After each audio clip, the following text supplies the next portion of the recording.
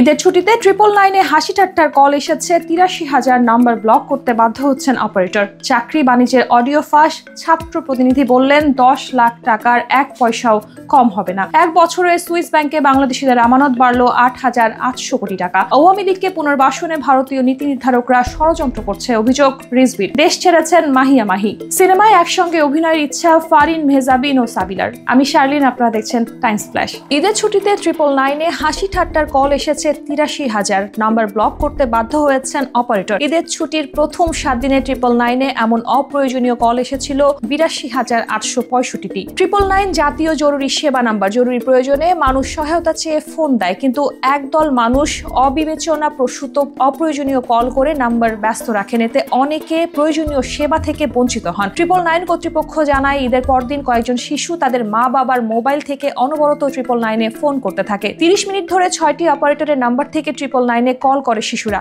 তারা গল্প শুনতে চায়, 999 কিভাবে কাজ করে তা জানতে চায়। আবার অনেক শিশু জানতে চায় ঈদের পর শিক্ষা প্রতিষ্ঠানের ছুটি বাড়বে কিনা। ঈদুল আজহার ছুটিতে সারা দেশে জাতীয় জরুরি সেবা 999 নাম্বারে ফোন করে 15,619 জন ব্যক্তি সেবা নিয়েছেন। তাদের মধ্যে সবচেয়ে বেশি 4,102 জন সেবা নিয়েছেন মারামারি সংক্রান্ত বিষয়ে। চাকরি বাণিজ্যের অডিও ফাঁস। ছাত্র প্রতিনিধি বললেন 10 লাখ টাকার 1 পয়সাও কম হবে না। ফেনীতে বৈষম্য বিরোধী আন্দোলনের পরশুরাম উপজেলা প্রতিনিধি নাহিদ রাব্বির বিরুদ্ধে স্বাস্থ্য বিভাগে চাকরি দেওয়ার কথা বলে 10 লাখ টাকা চাঁদা দাবির অভিযোগ উঠেছে। চাঁদা দাবির একটি কথোপকথন সামাজিক যোগাযোগ মাধ্যমে ছড়িয়ে পড়েছে। ফেনী জেলা স্বাস্থ্য বিভাগের এক নিয়োগ পরীক্ষায় চাকরি দেওয়ার কথা বলে হৃদয় নামে এক ব্যক্তির কাছে 10 লাখ টাকা চাঁদা দাবি করেন তিনি। নাহিদকে গেল বছরের 5 আগস্ট পরবর্তী সময়ে পরশুরাম উপজেলা নির্বাহী কর্মকর্তা আরিফুল রহমানের সঙ্গে উপজেলা আইন শৃঙ্খলা কমিটির সভা সহ সরকারি বিভিন্ন কর্মসূচিতে অতিথির আসনে বসতে দেখা গেছে। এছাড়া বৈষম্য বিরোধী ছাত্র আন্দোলন ও এনসিপি কেন্দ্রীয় নেতাদের সঙ্গেও বিভিন্ন কর্মসূচিতে তাকে দেখা গেছে। বৈষম্য বিরোধী আন্দোলনের সংগঠক আব্দুল্লাহ আল জুবায়ের বলেন, অভিযুক্ত নাহিদ আমাদের সঙ্গে কাজ করলেও কাগজে কলমে সংগঠনের কেউ না, সেজন্য তার বিরুদ্ধে সাংগঠনিকভাবে ব্যবস্থা গ্রহণ করতে পারছি না। তবে তাকে এখন থেকে সব ধরনের কর্মকাণ্ডে অংশগ্রহণ থেকে বিরত রাখা হবে।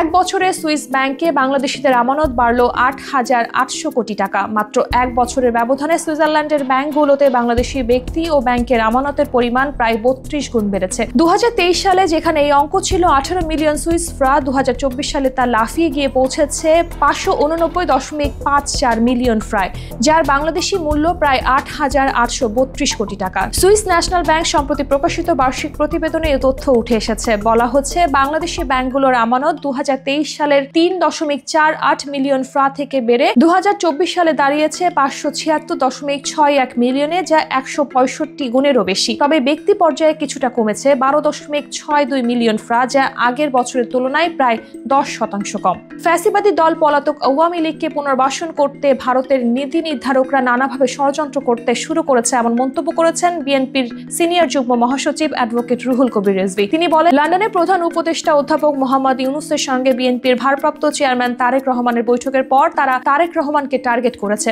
আসলে ভারত শেখ হাসিনার পতনকে সহ্য করতে পারছে না। দেশ ছেড়েছেন মাহিয়া মাহি। কিছু ছবি পোস্ট করে লিখেছেন, আচ্ছা ঠিক আছে, বিদায়। কেন গিয়েছেন তা অবশ্য উল্লেখ করেননি নায়িকা। তবে যুক্তরাষ্ট্রে যাওয়ার কারণ ব্যাখ্যা করে গণমাধ্যমে মুখ খুলেছেন নায়িকা। বলেছেন, ভিসা পাওয়ার জন্য নাকি একবারও যুক্তরাষ্ট্র যাওয়া হয়নি তার, তাই সময় বের করে এই সফর করেছেন তিনি। কিছুদিন ঘোরাফেরা করেই দেশে ফিরবেন নায়িকা। অনেকদিন ধরেই ল্যাম্পলাইটের বাইরে মাহিয়া মাহি। বলা যায় খুব সহজে এখন ধরা দেন না, একরকম গুটিয়েই রেখেছেন নিজেকে। এমন সময় এলো এই নায়িকার দেশ ছাড়ার খবর, যা অভিনেত্রী নিজেই সামাজিক মাধ্যমে জানিয়েছেন। আওয়ামী লীগের মনোনয়ন চেয়েছিলেন, পরে না পেয়ে স্বতন্ত্র প্রার্থী হয়েছিলেন। সেখানে ভরাডুবির পর তার সংসারেও দ্বিতীয় বিচ্ছেদের ঘটনা ঘটে। এরপর অনেকটা আড়ালে ছিলেন। সরকার পতনের পর আত্মগোপন করেছিলেন তিনি।